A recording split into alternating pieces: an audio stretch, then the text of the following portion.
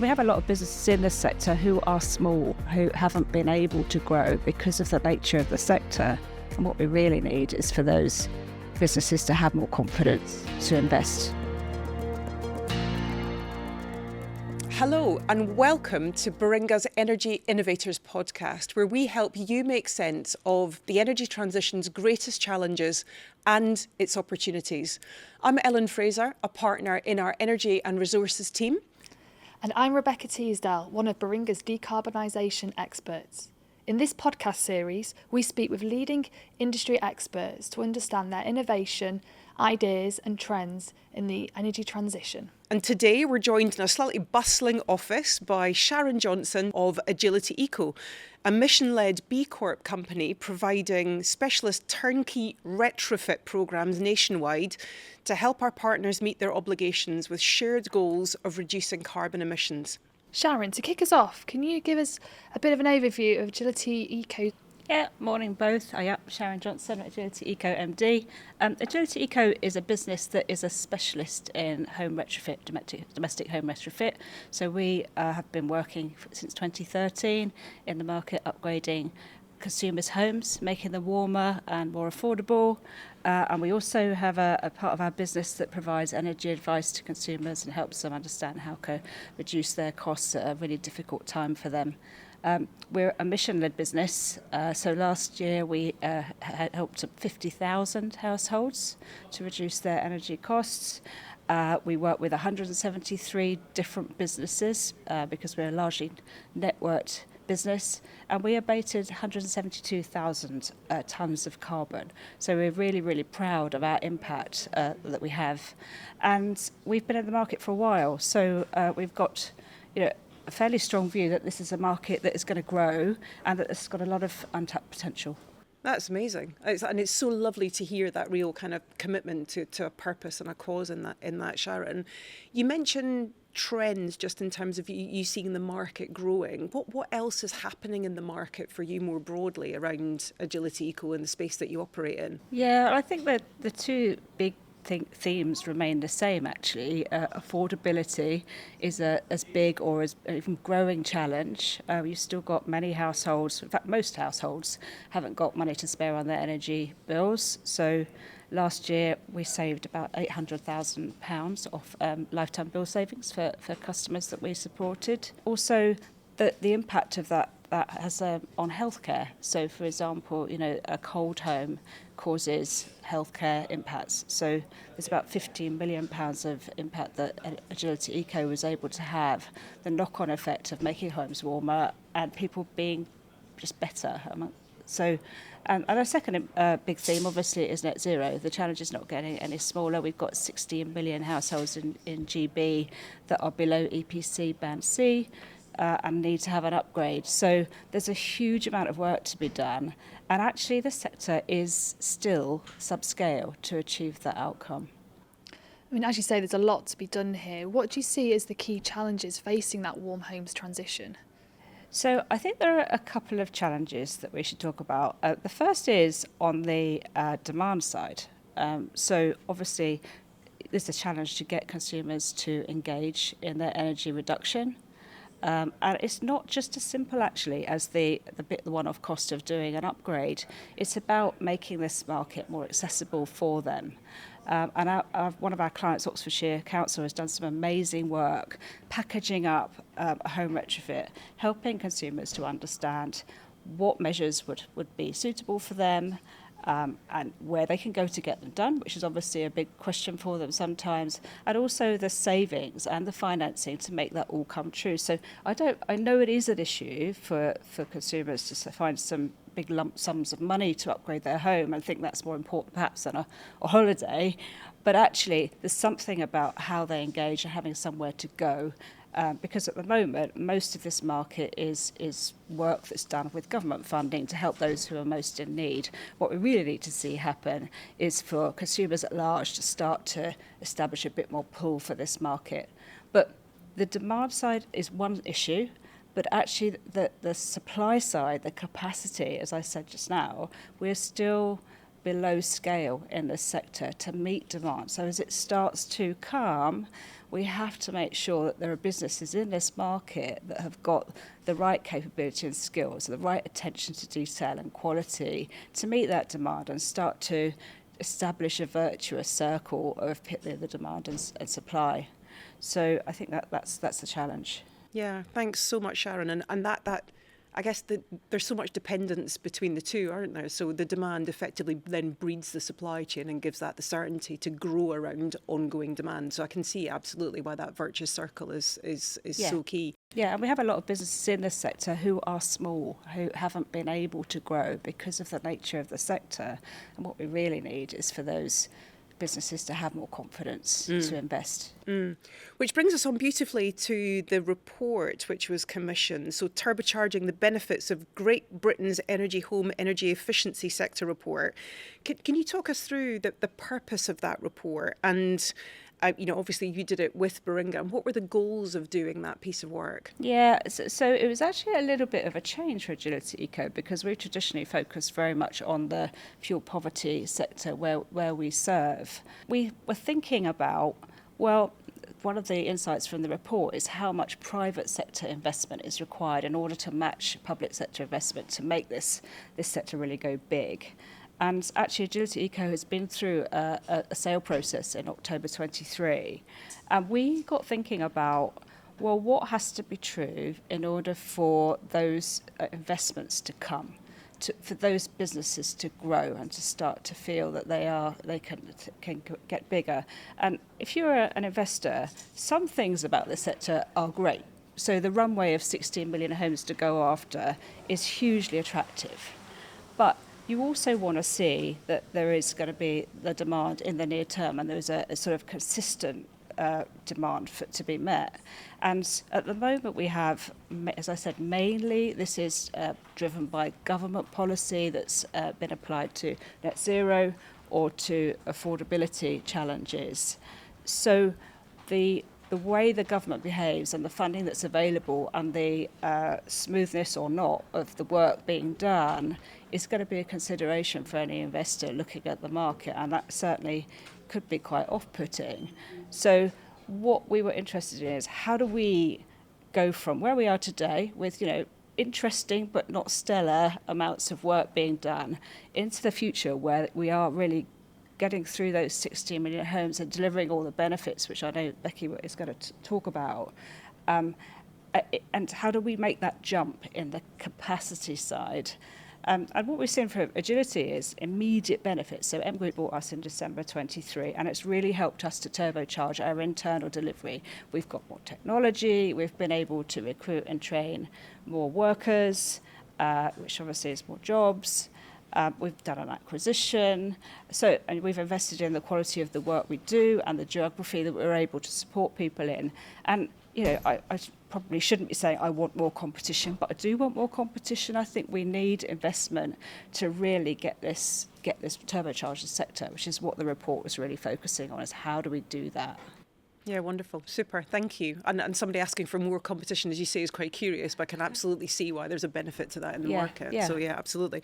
And Becky, help me understand, how did Baringa approach our part of that report? Yeah, so there's a lot of negativity in this market around kind of energy efficiency and home upgrades, and we really wanted to change the narrative on this. And so for the focus of this report was very much around drawing out those huge, significantly large, societal and economic benefits, and just framing the narrative in a different way to how it is today. So we really drew on the fact that actually there's a £140 billion benefit case to be had here if we upgrade all suitable homes to EPC-C and above. I mean, that's a pretty significant number.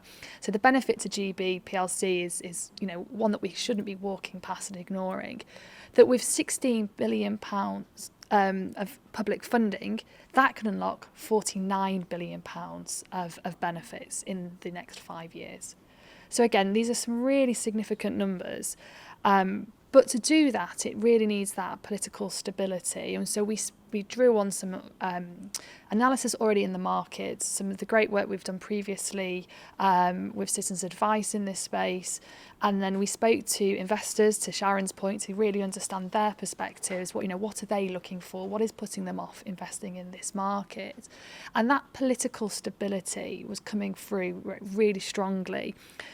We need to de-risk that to ensure that kind of long-term investments. And some of the analysis that we did shows that if you track the energy company obligations spend over the last few years, and you look at when a government made an announcement that perhaps they were unsure about the policy, or there was a change in kind of how it was going to be ran, the impact that had to the install numbers. And so how closely aligned it is. If there's a change there, you will see that resulting impact on the market. And that was really interesting, just to see actually how important that political stability and the long-term policy framework really is there. But for me, some of the really, kind of important benefits that we can't walk past. I mean, I'm going to share some figures with you now, but it's difficult to put a price on these. But 670 childhood asthma cases could be avoided if we upgraded these homes. 570,000 child and adult mental health cases. That impact to the NHS could save them 600 million annually there, if through these homes being upgraded, and 5% cut to carbon emissions as well. So you're talking some really big numbers here, and some real kind of impactful stuff, and that for us was really important as part of the report, to draw out and really get people thinking in a different way and changing the conversation. Yeah, it's really interesting, because it's not just then about the financial outcomes, but the health and well-being benefits, and the cascade that has through the rest of society is obviously pretty significant. Wonderful that you would hope for stability from government, but the one thing that government probably can't guarantee is stability. So, in the absence of that, I guess, what commitments would you look for from government to make sure that everything possible is done to really get behind these initiatives? The 16 billion to 49 billion pound equation sounds really compelling, but there's so many other draws on that 16 billion. It's hard for them to make that priority call, right? So what would you, I guess, Becky, coming to you first, what would you ask for? And then Sharon, I'll come to you as well. I guess what it means in terms of jobs, in terms of the impact to kind of uplift around like income and VAT to the NHS, and to just we often look at this as a problem for energy people and energy people only, and it's so much bigger than that. And my ask is that they need to frame this in a different way, and actually starting from a benefits first position rather than a cost or that kind of negativity that we often see. I think it will be easier then to make some of those bigger calls that they are holding back on today. And I think that those continued steps around actually, maybe a long-term policy framework is difficult. I know the industry is calling for 10 years for an energy company obligation, and I can definitely see the benefits of that. But actually, even if that can't be done, being more timely in coming out with the consultations on the Eco 5 that we're hopefully expecting after this current obligation, which ends in March, not holding back on those aspects, giving a bit of certainty, updates to the market, letting them know where they're at and what they're thinking, I think can help people make better investment decisions. Yeah, super helpful. So certainty, pace, and that real clarity around messaging and holistic messaging, not just about, hard numbers, if you like. Yeah, perfect. Thanks. Sharon, anything to build on that from your perspective? Yeah, I agree with Becky, and I think it's really great that this government is thinking about the energy sector in terms of jobs and the economy, as well as all of the other reasons that we have to have a thriving energy sector. And I think we could apply the approach that's been taken to generation, which is this is an amazing opportunity to create new jobs and to improve the economy. We just need to think about it in the same way. So there's the benefits of energy efficiency, there's the benefits of net zero affordability, but actually think about it as a way to drive our economy. And when you get down into the detail, I think that the Warm Homes Plan that government's published is fantastic, really great.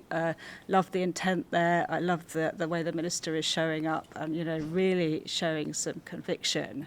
What we need to see now is for that to translate into the next level of detail. So the funding has been earmarked and confirmed to do the work. What we need is for it to actually be put on the ground, for the detail of how it's going to be worked, the detail of the eco scheme that needs to mobilise now very quickly, more money to be put into Warm Homes local grant. And local authorities are really now getting behind their schemes to help their residents. It would be fantastic to see more money come in this first year, because all of these big projects we know are all about developing momentum. And most importantly is the conviction and the consistency of the money coming. So I think we do need a 10-year runway. We need to give that certainty to businesses, because otherwise you're in the stage where I know that certain businesses are at the moment who are very dependent on eco, which is, I have a lot of workforce. They're thinking about, well, what am I going to do with that labour in the next quarter?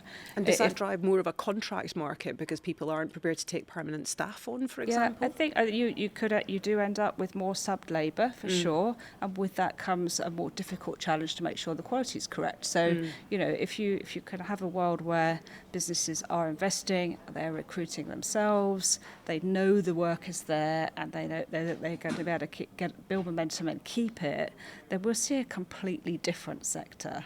So I think that's the big ask is, can we now follow through the great intent that's been set and with the conviction and with the funding, and I'm sure we will see businesses like Agility and others really invest to grow, and hopefully new entrants as well into the market. Yeah, wonderful. And my next question was all about looking ahead, and to some extent you've looked ahead already, which is wonderful, and it's very clear on your the asks that you would have for government. Have you seen progress since that report was published? Have things moved since then? Did you see a difference off the back of it? Yeah, I think that the spending review has now been navigated and the money has been now firmly allocated, so that is great news. We are slightly, as we record this podcast, in a little bit of a holding pattern, and it might be that in the next few weeks we'll see some white smoke and the clarity will come. And I really hope it does, because we're certainly geared up and very enthusiastic about the next stage. Yeah, wonderful. Super. Thanks so much. And overall, Sharon, thanks so much for sharing your views with you. Really, really positive to hear, what's been going on, a bit more about the market, what it's there to achieve, and your asks of government as well. So, yeah, Becky, any closing reflections? I think you've brought up some really great points today, Sharon, and for me I particularly draw upon that importance around driving the economy, that consistency and momentum. It's really needed to see this market move forward. I think as well you touched on the kind of partners and the role of the local authority. I think that's so important, and we